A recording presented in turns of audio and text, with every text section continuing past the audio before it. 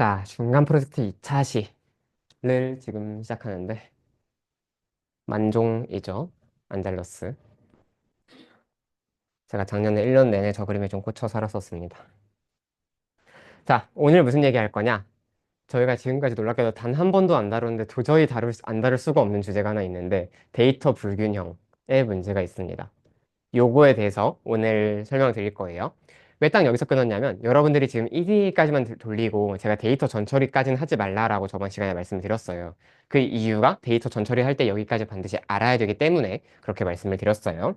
조금 빠르게 진행을 해보겠습니다. 자, 노션에 imbalance test.csv라는 파일이 있는데 그거 다 가벼운 파일이라서 그냥 한 번씩 다운 받아주시면 좋겠어요. 여러분들 되게 익숙하실 파일이에요.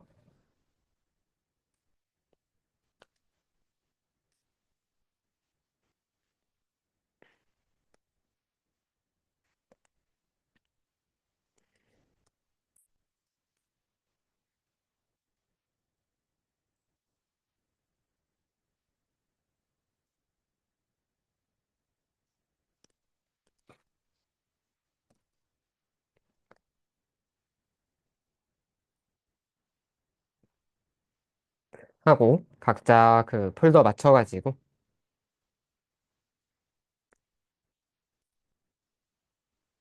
네. 데이터 프레임, 데이터 불러오는 것까지 좀 해주시면 좋겠습니다.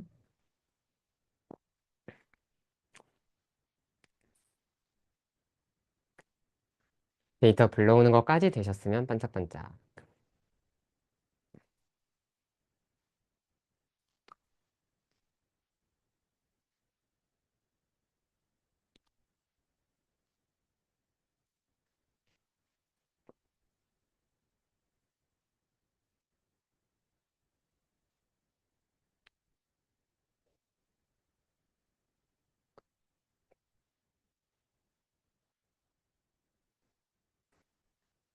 자, 다시 한번 되신 분들 반짝반짝.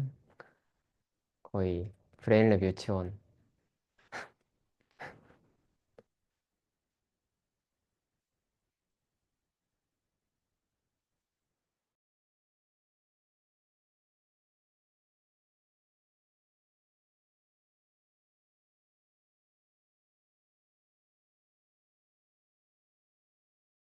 그렇습니다. 자, 일단 진행을 좀 해볼게요. 이거 되게 익숙하죠, 데이터 프레임. 익숙해 주세요, 제발. 저희 6차 시대 다뤘었던 그 뭐냐, 트리 알고리즘 할 때 배웠었던 블러드 테스트.csv. 그 6,000명에서 혈액 검사 지표 구하는 거. 그 데이터거든요. 똑같아요. 자, 근데 왜 이 데이터를 갑자기 뜬금없이 갖고 왔느냐? 딱 한 가지가 바뀌었습니다. 그때는, 그때 썼었던 그 블러드 테스트 혈액 검사 CSV는 남자 3천, 여자 3천이었어요. 자, 지금은 어떠냐? 성별에 대해서 밸류 카운트 한번 찍어볼게요. 남자 2천, 여자 1천입니다. 도대체 그게 무슨 상관인데? 라고 궁금하실 테니 그거에 대해서 오늘 설명을 쭉 한다 생각을 해주시면 돼요. 이게 무슨 상관인지. 네. 그때 참고로 그 우리 이 프로젝트 목표가 그거였죠. 6차 시, 5차 시 때 성별, 나이 예측하는 인공지능 모델 만들기. 그래서 그때 요 성별이 타겟 변수였다는 거 기억하실 거예요. 그런데 그 타겟 변수가 지금 2대 1인 상황입니다. 그때는 1대 1이었는데. 자, 지금부터 이 얘기를 좀 해볼게요. 일단 잠깐 수업 네, 화면 봐주세요. 이렇게 타겟 데이터에서 각 클래스들, 예를 들어서 지금 우리는 여성이 양성 클래스고 남성이 음성 클래스죠. 얘네 둘이가 근데 지금 2대1 비율이에요. 요 클래스 수가 균형 잡혀 있는가? 요거를 클래스의 균형성, 밸런스라고 부릅니다. 그래서 클래스 간의 샘플 숫자가 서로 비슷하면 그걸 우리가 균형, 밸런스드 데이터라고 부르고요. 그 다음에 클래스 간의 샘플 숫자 차이가 좀 있을 때 우리가 얘를 불균형, 임밸런스 데이터라고 부릅니다. 자, 근데 여기 되게 표현이 모호하죠? 서로 유사, 서로 다름. 대체 어디가 기준인 걸까? 이게 딱 명확한 기준이 있지는 않겠죠, 당연히. 어디부터 불균형이다. 현실적으로 예를 들어서 45대 55가 된다. 이 정도면 뭐 남자와 여자 아니면 질병 없음과 있음 이런 게 45대 55 정도가 된다. 그러면 얘를 불균형이라고 막 우겨가지고 뭔가 새로운 조치를 취하고 하기 조금 어려울 것 같아요. 왜냐면 큰 차이가 아니잖아요. 45대 55면. 근데 예를 들어서 10대 90이다. 이건 누가 봐도 굉장히 큰 차이죠. 그렇기 때문에 그 사이에 어떤 선이 있으면 좋겠다라는 거예요. 그냥 제가 제안드리는 거는 그냥 깔끔하게 2대1 정도로 잡으시는 걸 추천드리겠습니다. 2대1보다 안쪽이면 그냥 대충 균형으로 보시고 한 클래스가 두 배를 넘어간다. 그럼 그때부터는 대충 불균형으로 보시면 됩니다. 네. 그래서 예를 들어서 이진분류일 때 뭐 3000 대 1000 이 정도면 불균형이고요. 네. 사실 여러분들이 생각보다 데이터를 구해보면 그 환자 데이터에 비해서 건강 데이터, 헬스가 훨씬 많기 때문에 웬만한 데이터들은 정말 극단적인 불균형을 자주 보실 수 있어요. 대표적으로 저 작년에 학생 연구 했었던 것도 처음에 교수님께서 이제 이걸 기준으로 삼아라 라고 지표를 주셨는데 그랬더니 데이터 비율이 98대 2였거든요. 네, 딱 2%만 환자. 그래가지고 교수님과 상의해가지고 기준을 많이 낮췄습니다. 이런 작업이 필요할 정도로 이 균형이 좀 중요해요. 뭐 예를 들어 다중분류에서도 한 100대 150대 200이다. 이 정도면 한 뭐 100대 120대 140 뭐 이 정도면 무난하죠. 근데 그게 아니라 300, 200, 100 이런 것처럼 하나가 다른 하나에 비해서 막 두 배, 세 배 이렇게 뛴다. 이 정도면 불균형이라고 생각을 해주셔야 돼요. 자, 도대체 이게 왜 문제냐? 그냥 클래스가 하나가 많은 것뿐인데 이게 왜 중요하냐? 자, 지금부터 불균형 데이터가 왜 중요한지에 대해서 설명을 좀 드려볼게요. 예를 들어서 폐렴을 분류하는 문제 우리 많이 했었죠. 거기서 환자가 비환자보다 9분의 1밖에 안 된다. 그러니까 환자가 10%밖에 안 된다라고 한번 가정을 해볼게요. 그러면 어쨌든 모델이라는 거는 웬만하면 그 실제 정답과의 비교, 이걸 손실이라고 불렀었죠. 그 손실을 통해서 파라미터를 업데이트하는 방식으로 학습을 했을 거예요. 그런데 환자를 잘못 예측하는 것보다 비환자를 잘못 예측하는 게 숫자가 9배가 많으니까 그쪽 방향으로 학습됐을 때 9배 로드가 더 많이 걸려요. 무슨 얘기인지 아시겠죠? 그러니까 비환자를 잘못 예측했을 때가 훨씬 더 뭔가 쉽게 말해서 모델 입장에서는 부담이 심하다라는 거예요. 그러면 모델은 어떤 식으로 되냐? 환자를 맞히는데 안 집중을 하고 비환자를 맞히는데 비환자라고 최대한 비환자를 안 놓치는데 계속 집중을 하게 돼요. 모델이 그런 방향으로 학습이 되어버려요. 그럼 무슨 일이 일어나냐? 그냥 다 비환자라고 찍어버려요. 자, 이게 되게 극단적인 얘기인데 우리가 흔히 생각할 때 정확도 99.0% 이거 진짜 좋은 성능이죠. 근데 만약에 전체 데이터에서 환자가 1%, 비환자가 99%였다? 전부 비환자라고 그냥 찍는 순간 바로 모델 성능 99% 나와요. 그럼 우리는 이게 굉장히 좋은 지표라고 박수를 치고 있겠지만 현실은 환자 한 명도 못 잡은 거잖아요. 전혀 쓸 수 없는 모델이란 얘기예요. 그런데 이렇게 데이터의 불균형이 심하면 정말로 그런 방향으로 학습이 빠져버릴 가능성이 되게 높다라는 거죠. 그렇기 때문에 결론적으로는 우리가 원치 않는 그런 모델이 만들어지기 때문에 피해야 하는 상황이다 라는 설명을 드리고 있는 거고요. 여기 써 있는 것처럼 결론적으로 소수 클래스는 학습이 똑바로 안 돼요. 애초에 데이터가 적고 거기서 가하는 손실은 얘네가 약간 무시해버려요. 왜냐하면 어차피 다수 클래스에서 가하는 손실이 훨씬 크기 때문에 이쪽을 보는 거죠. 아무튼 자, 그러면 이렇게 불균형이 있을 때 뭐가 문제인지는 알겠죠? 그냥 학습 자체가 균형 잡히게 안 되는 거예요. 자꾸 다수 클래스에만 집중하려고 하고 소수 클래스의 피처는 똑바로 못 잡고 이러다 보면 우리가 하고 싶은 건 분류인데 분류가 아니라 편향이 생겨버린다는 거예요. 그러면 결론적으로는 이 불균형을 없애야겠죠. 균형 데이터로 바꿔줘야겠죠. 자, 그러면 목표는 여기 써 있는 것과 같습니다. 어떤 클래스를 잘못 예측했을 때도 동일한 그라디언트 부담을 떠안는 것. 이건 결론적으로 클래스 샘플 숫자, 세력에서 나오는 거죠. 그러니까 이 소수 클래스라는 게 없도록 모두를 다수 클래스, 모두를 그냥 평범한 균질한 클래스로 만들어주는 게 우리의 목표라는 이야기입니다. 자, 그러면 방법이 딱 두 개가 보이죠. 첫 번째, 다수 클래스를 줄여버린다. 두 번째, 소수 클래스를 늘려버린다. 그쵸? 네. 아, 정답이 있는 게 아닙니다. 둘 다 좋은 방법이에요.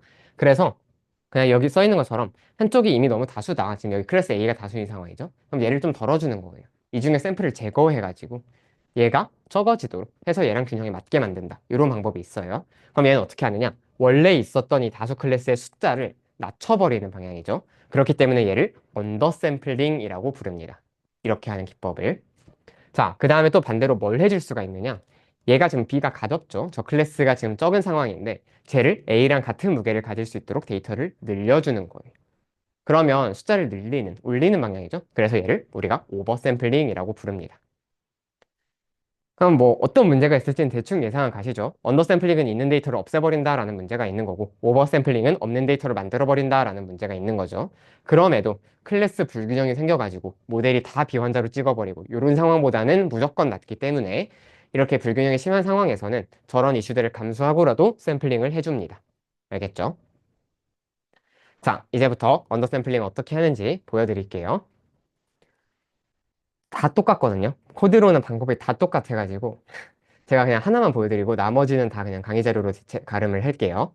자, 일단 언더샘플링 중에서 가장 일반적으로 생각할 수 있는 건 이거죠. 예를 들어서 비환자가 환자보다 9배 많다. 그럼 비환자 중에 9분의 8은 그냥 랜덤으로 제거해버린다. 이런 방법이 딱 떠오르죠.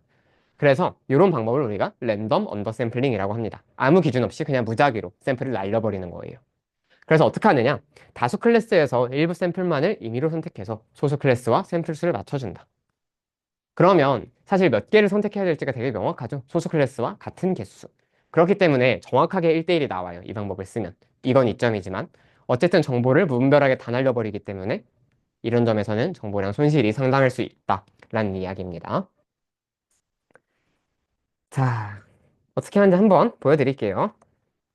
우리 아까 임밸런스런 깔았잖아요. 사이클런의 임밸런스 데이터 버전이라고 그냥 딱 생각을 해주시면 될 것 같고요.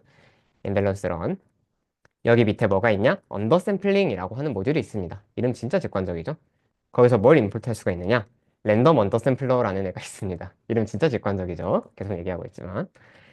얘도 마찬가지로 대문자로 써 있는 거 보면 아시겠지만 어떤 걸 만들어주는 생성기 역할을 하는 클래스예요. 그렇기 때문에 이 괄호 하나 찍어가지고 저 랜덤 언더 샘플러 실제로 작동할 수 있는 어떤 모델 같은 거를 하나 우리가 만들어 줍시다.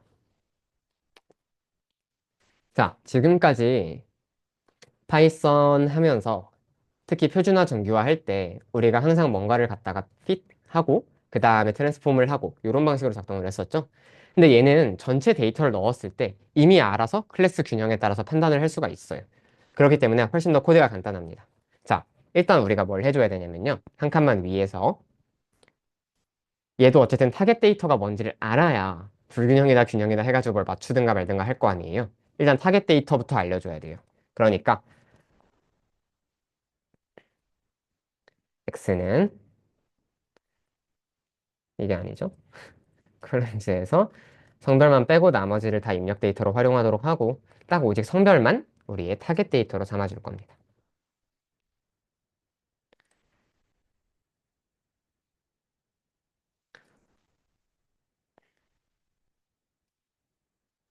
아, 드롭 하실 때 아이디도 같이 드롭을 좀 해주세요.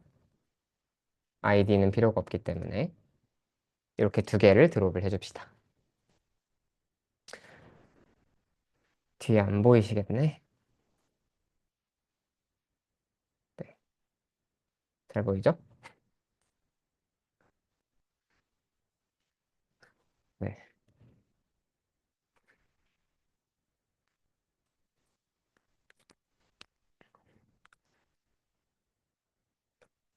자, 우리 스탠다드 스케일러나 아니면 그 민맥스 스케일러 같은 거 사용했던 거 생각해보면 필런 데이터 넣어가지고 앱핏 해주고 그걸로 트랜스폼 이런 식으로 했었잖아요. 근데 아까 말씀드린 것처럼 얘는 타겟 데이터만 알면 그냥 데이터를 줄여버리는 게 끝이기 때문에 한 번에 두 작업을 같이 할 수 있습니다. 데이터의 패턴을 학습하고 그 다음에 바로 변환까지. 어떻게 하느냐? 저 RUS 랜덤 언더 샘플러라는 저 친구에 대해서 fit 리샘플 이름 대박이죠. 훈련시키고 바로 리샘플링까지 해버린다는 얘기예요. 두 개를 동시에 처리할 수 있는 저 함수가 있습니다. 여기다가 차례로 입력 데이터와 타깃 데이터를 둘 다 넣어줘요. x, y를 둘 다 때리는 거죠. 그 다음에 이 결과를 그냥 x와 y가 순서대로 같이 받도록 해줍니다. 그러면 얘는 어떻게 동작하느냐? 일단은 y를 보고 클래스 균형을 판단을 해요. 지금 남자가 여자보다 2배 많네? 그러면 남자 중에 절반을 없애버려야겠다 라고 판단을 해서 이 x 데이터와 y 데이터에서 그 순서를 비교를 해가면서 임의로 1000개의 남성 샘플을 제거를 합니다. 그 다음에 그 결과를 각각 입력 x, 출력 y로 이렇게 돌려줘요. 이렇게 동작을 해요. 그래서 실제로 작동해보면 1000개 랜덤으로 날리는데 0.1초도 안 걸리죠. 그리고 샘플 숫자가 2000개로 줄어든 것을 볼 수가 있습니다. 언더샘플링이 일어난 거죠. 자, 그럼 똑바로 클래스 균형이 맞도록 변했냐? 이거를 보고 싶으시면 Y 있죠? 우리의 타겟 데이터. 지금 얘 랜덤으로 없애가지고 지금 숫자 다 흐트러진 거예요. 랜덤으로 제거해버려가지고. 지금 여자 데이터는 숫자가 따다닥 맞죠? 여긴 제거를 안 했으니까. 남자 데이터는 랜덤으로 제거를 했기 때문에 숫자가 다 흐트러진 거예요. 아무튼 여기다가 밸류 카운트 찍어보면 이제 비율이 맞게 되었는지 볼 수 있겠죠? 1000대 1000, 1대1 정확하게 맞는 거를 볼 수 있습니다. 나머지 기법들도 제가 이따 설명드릴 모든 기법도 코드로는 이렇게 똑같이 작성이 됩니다. 여기에서 뭘 임포트하고 뭘 만드느냐. 요거에만 딱 차이가 있겠죠. 똑같이 그 만들어진 객체에다가 필 샘플 돌려가지고 입력 타깃 넣으면 입력 타깃이 돌려주는 구조. 똑같아요. 네. 일단 이론 설명 계속 할게요. 자, 그런데 어쨌든 이 방법은 좀 명확한 그 한계가 보이시죠? 그냥 랜덤으로 샘플을 날려버리니까 너무 아깝잖아요. 그래서 어떤 새로운 방법이 나왔냐? 이게 좀 잔인한 방법일 수 있는데 기왕 없앨 거면 쓸모없는 데이터부터 없애자 라는 방법이 나왔어요. 그게 ENN, Edited Nearest Neighbor, 수정된 가장 가까운 이웃이라는 기법입니다. 자, 뭔지 그냥 간단하게 설명드릴게요. 그냥 이 그림 보시면 제일 직관적인데 코드는 천천히 찍으셔도 괜찮아요. 네. 자, 초록이랑 파랑 누가 다수죠, 지금? 네, 파랑 다수죠. 근데 파랑 중에 몇 개가 지금 좀 어색한 위치에 있어요. 얘네들이 약간 노이즈죠. 그래서 얘네들부터 없애는 방법이 ENN입니다. 이걸 어떻게 판단을 하냐? 사실 데이터란 건 다 값이잖아요. 그러니까 어떤 공간상의 벡터로서 다 찍을 수 있어요. 모든 데이터는. 몇 n차원, 그 피처 차원과 동일한 공간 내에 전부 점으로서 나타낼 수가 있어요. 그러면 결론적으로는 요 점들 사이에 거리를 다 계산할 수가 있거든요. 그런데 그 중에서 가장 가까운 예를 들어서 뭐 5개의 데이터들을 봤을 때, 이 파랑은 여기 있는 게 안 어울리는데? 그럼 얘부터 없애는 거예요. 안 어울리는 애들부터 제거를 합니다. 이런 방법이 ENN이에요. 그러면, 네. 일단, 장점이 좀 있죠. 그냥 아무거나 없애는 게 아니라 데이터에서 노이즈처럼 작용할 수 있는 애들에 대해서 먼저 제거를 하기 때문에 그냥 언더샘플링을 하는 게 아니라 약간 일석이조의 효과로 경계가 되게 뚜렷해져요. 원래 이렇게 흐릿한 경계였는데 얘네들 이 파랑을 없애버림으로써 이렇게 딱 깔끔한 경계가 지워져요. 그래서 학습할 때도 조금 더 성능이 좋고 뭔가 많이 올라갑니다. 그렇지만 물론 한계는 있죠. 일단 첫 번째로 좀 인공적인 방법이라는 느낌이 확실하게 있으실 거고 그 다음에 얘가 딱 1000대 1000이 될 때까지 맞춰가지고 제거를 하지 않아요. 어떻게 하느냐? 그냥 이렇게 무작위로 섞여 있는 데이터는 다 없앱니다. 그래서 만약에 혹시라도 이 데이터의 경계가 애초부터 너무 뚜렷하지 않고 많이 섞여 있다. 그러면 다수 샘플이 소수 샘플보다 더 적어질 수도 있어요. 정말 너무 많은 데이터가 삭제당해서. 반대로 애초부터 너무 경계가 뚜렷했다. 데이터 경계가 너무 뚜렷했다. 그럼 제거가 안 일어날 수도 있겠죠. 그래서 좋은 방법이에요. 되게 좋은 방법이고 어, 이렇게 데이터 경계를 굉장히 깔끔하게 만들어준다는 좋은 이점이 있지만 그럼에도 정확하게 샘플 수가 1대1이 되지 않고 사실 예측이 불가능하다. 어떤 경우에는 진짜 언더샘플링 안 한 거랑 똑같아지는 상황도 생길 수가 있고요. 어떨 때는 오히려 다수가 소수가 되어버리는 역전이 일어나 볼 수도 있어요. 실제로 코드 찍지 말고 그냥 보기만 하세요.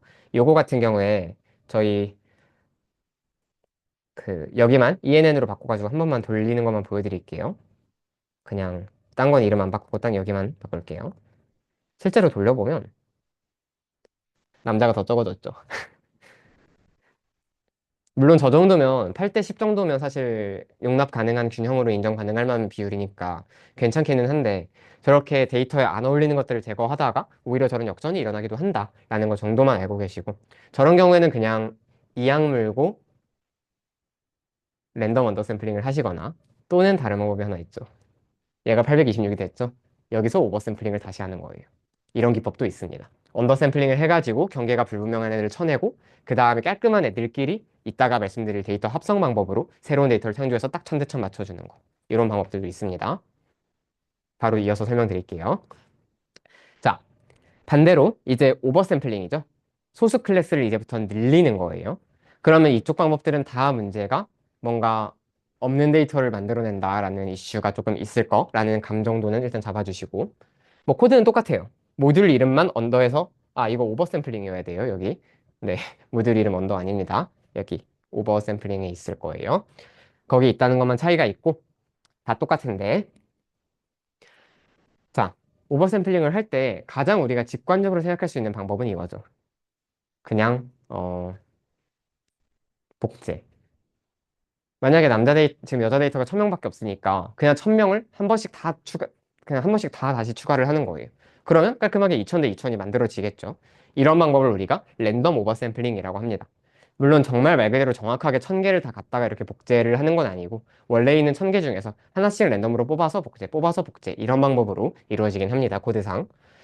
자, 아무튼 이렇게 하면 일단 장점은 되게 명확하죠. 그냥 되게 어렵지 않게. 일단 쉽잖아요. 원리가 누가 봐도. 그냥 복제를 해버리는 거니까 깔끔하게 2000 대 2000을 만들어줄 수 있다. 라는 이점이 있어요.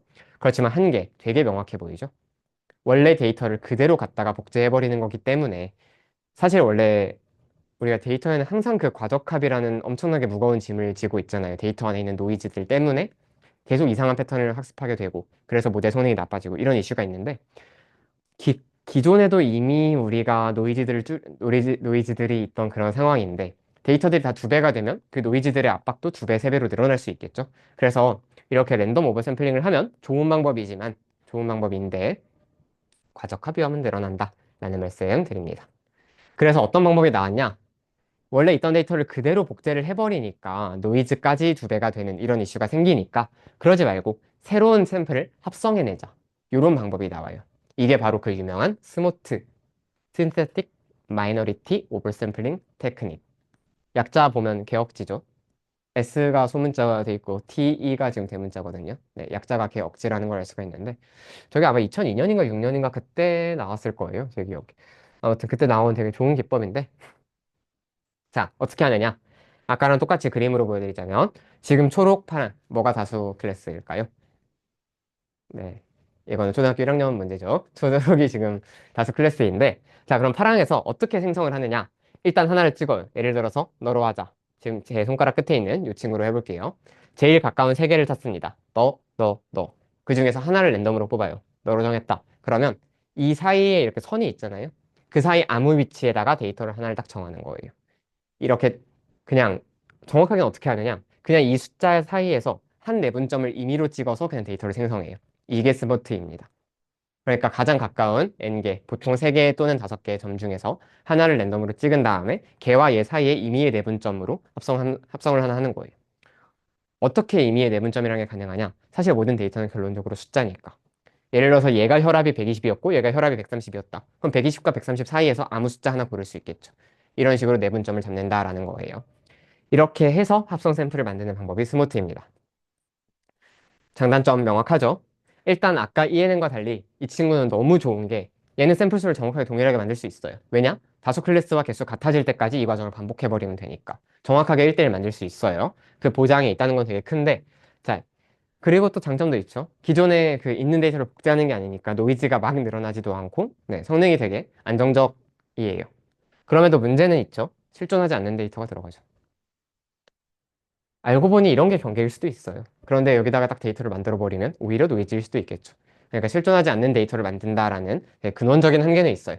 그렇지만 어쨌든 이거보다 안정적인 오버 샘플링 기법이 없고 사실 클래스 불균형이 극단적인 경우에는 언더보다 오버를 쓰는 게 맞거든요. 98대 2다. 그러면 멀쩡한 데이터 96% 날려버릴 수 없잖아요. 차라리 2를 49배 해버리고 말지. 그래서 일반적으로는 이 스모트를 많이 활용합니다.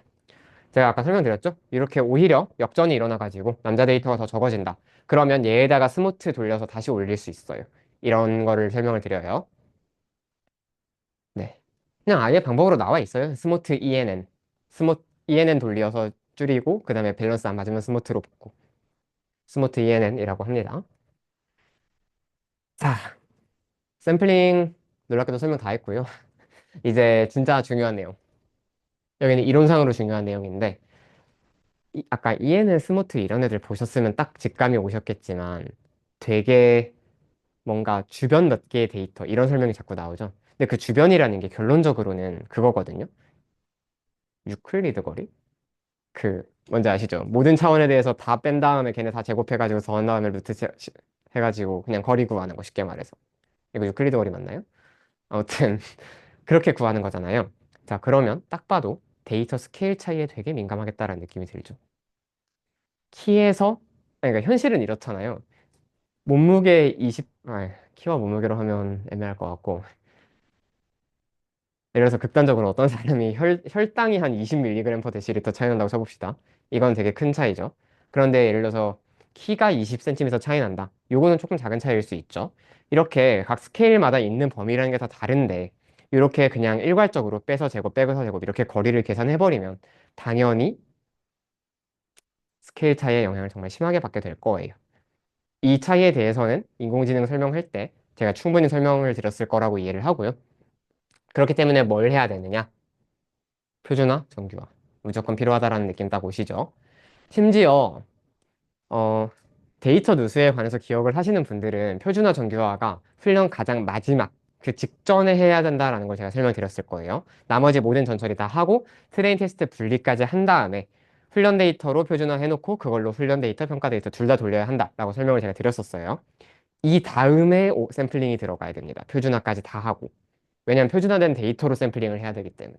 그래서 샘플링이 정말 찐막막 최종 .txt 약간 이런 위치에 있는 친구라고 생각을 해주시면 돼요. 이해되시죠? 표준화 보다도 뒤에 해야 된다. 그러니까 당연히 분할 이슈죠. 요거를 좀 이해를 해주셨으면 좋겠어요.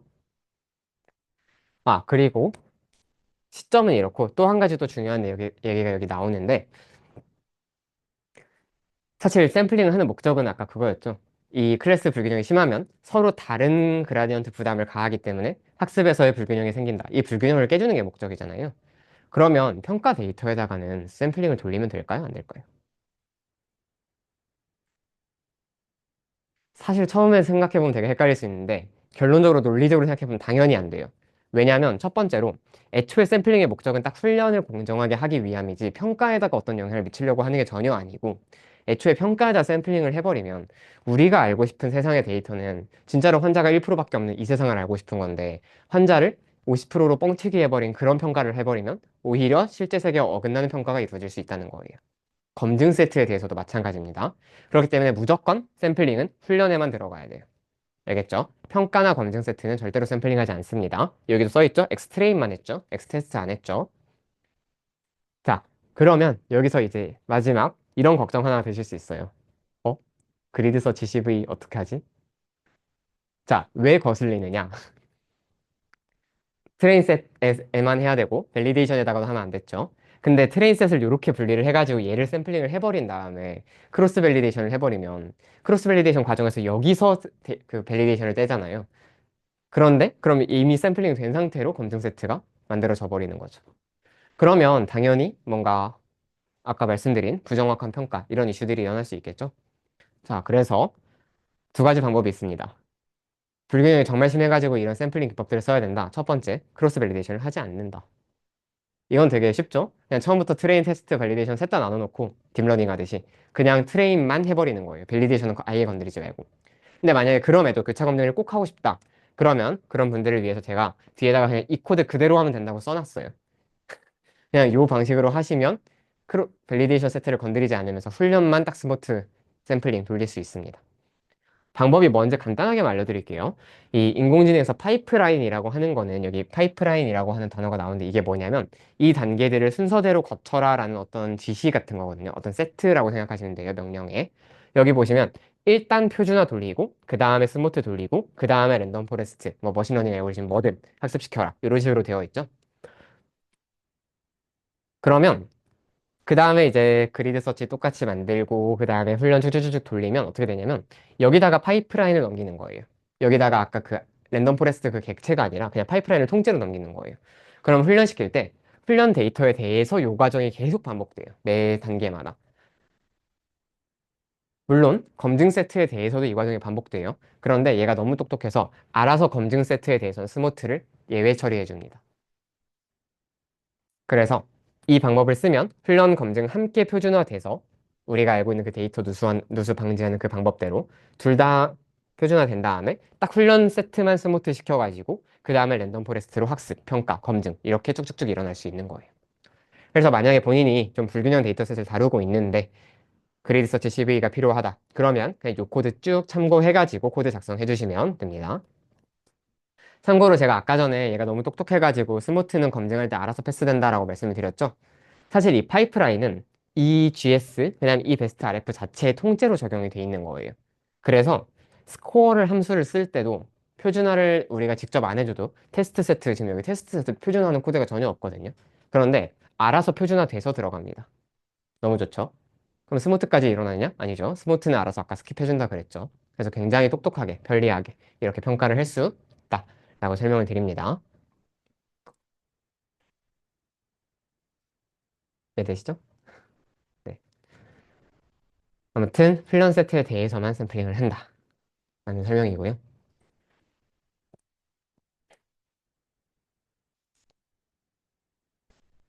여기 이제 데이터의 유형이 특별하다면 이라는 내용이 하나 나와 있는데 이것만 설명드리고 샘플링 파트 마무리할게요. 사실 표 데이터, 지금 블러드 테스트 같은 애들 이런 애들은 제가 방금 말씀드린 샘플링, 언더, 오버 둘 다 되게 잘 쓸 수가 있어요. 되게 쉽잖아요. 직관적이고. 근데 이미지나 여기 오탄데 둘 다 셋 다 똑같이 들어가 있네. 이미지 시계열 텍스트겠죠. 이 세 가지 유형의 데이터는 좀 특수한 데이터들이라서 이렇게 일괄적으로 언더 샘플링 또는 오버 샘플링을 하기는 어렵습니다. 언더라면 사실 쉽죠. 언더면 그냥 랜덤 해버리면 되는데 자 문제가 뭐냐면 이런 데이터들은 보통 귀해요. 표 데이터에서는 몇만 샘플, 몇십만 샘플도 되게 흔하게 볼 수 있는데 이미지 몇만 장, 몇십만 장은 보기 되게 힘듭니다. 연구자양에서. 연구 현장에서 솔직히 AI 할 때 이미지 500장만 돼도 충분한 데이터라고 우리가 얘기를 할 정도니까 언더 샘플링하기 너무 아깝다는 거예요. 귀중한 자료인데. 그런데 이게 사실 이미지라고 생각을 해보면 스모트를 할 수 있을까요? 스모트 하기 되게 어렵겠죠. 랜덤 오버 샘플링은 할 수는 있을 텐데 데이터가 가뜩이나 복잡한데 과적한 문제 진짜 제대로 나타나겠죠. 그래서 결론은 뭐냐? 스모트를 뛰어넘는 더 복잡한 이미지 생성 방법이 필요하다라는 거예요. 그래서 이러한 방법들을 우리가 데이터 증강이라고 합니다. 데이터 어그멘테이션. 새로운 데이터를 합성해내는 거예요. 말 그대로. 근데 이렇게 특수한 데이터들을 위해서. 어떤 식으로 하느냐? 이미지 데이터 돌려요. 잘라요. 조금만 확대, 축소, 크롭, 색상 반전, 색상 뭐 밝기 좀 올리기, 낮추기, 각도 틀기 이런 방법들을 쓰고요. 그 다음에 시계열 데이터다. 이러면 어떻게 하냐면 시간축을 왜곡시켜가지고 예를 들어서 앞부분을 좀 줄이고 뒷부분을 좀 늘리고 이런 식으로 만든다던가 아니면 지터라고 하는 건 미세한 잡음이라고 생각하시면 되거든요. 그냥 모든 데이터 포인트가 막 이런 식으로 흘러가고 있을 텐데 여기다가 한 플러스 마이너스 0.3% 정도씩 랜덤으로 막 이렇게 조금씩 노이즈를 줘요. 이런 방법으로 새로운 데이터를 합성할 수도 있겠죠. 텍스트는 어떻게 하냐? 예를 들어서 나는 학교에 가고 싶다라는 단어가 있었으면 나는 학교에 등교하고 싶다 이런 식으로 유의어로 대체해가지고 데이터를 생성하기도 하고 요새는 생성형 알고리즘도 많이 쓰겠죠. 네, 사실 셋 다 생성형 AI와 굉장히 관련되어 있는 부분이기도 합니다. 자, 그런데 이런 방법 딱 들어보니까 그냥 단순히 밸런싱만 하는데 쓰기 좀 아깝다라는 생각이 들어요. 그래서 사실 데이터 증강은 단순히 오버샘플링의 기법으로만 활용하는 게 아니라 그냥 데이터 양 자체가 적을 때 그거를 뻥튀기 시키는 용도로도 굉장히 잘 활용하고 있습니다. 다만 이 구체적인 기법들을 하나하나 소개한다. 네, 브레인랩 12차 시가 10.5차 시가 만들어져야 되거든요. 얘네들을 제가 직접 다 보여드리려면. 그렇기 때문에 일단 이런 걸 데이터 증강이라고 한다라는 패러다임을 알아두시고 필요하시면 저한테 연락을 하던가 저보다 똑똑한 GPT한테 물어보시면 됩니다. 잘 해줄 거예요. 자, 여기서 첫 번째 수업 세션 끊고